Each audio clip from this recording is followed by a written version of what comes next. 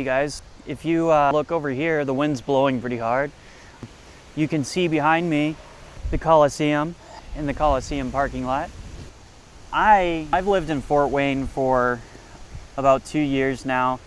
I had heard about Johnny Appleseed's grave being here and everything. I never really looked into it.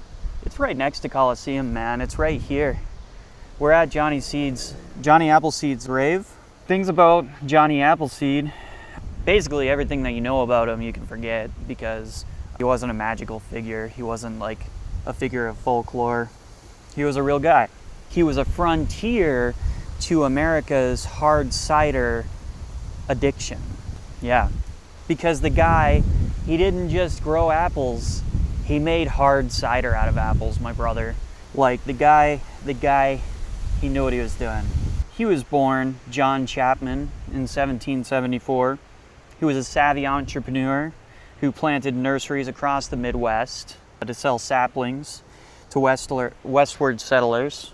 He'd be out here growing trees. He'd just be growing trees, giving trees to people. He did not grow like the sweet snacking apples, not the kind that you pick off the tree and, oh man, this is great. He planted tart, bitter, spitter apples meant specifically for brewing hard cider, my brother. The crazy thing about that is that hard cider was often safer to drink than frontier water at the time.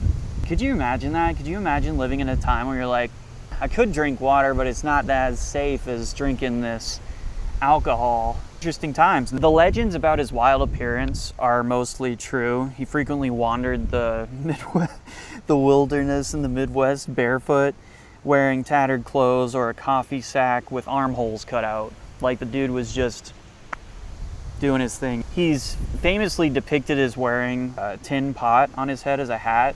Historians note that he likely just wore it to make carrying his cooking gear easier, which makes sense.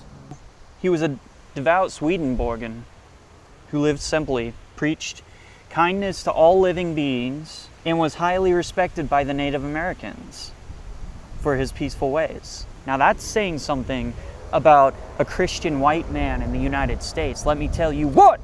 Fort Wayne connection. Getting into the final days here. Chapman spent the last decade of his life directly in the Fort Wayne area, planting local nurseries before passing away in 1845.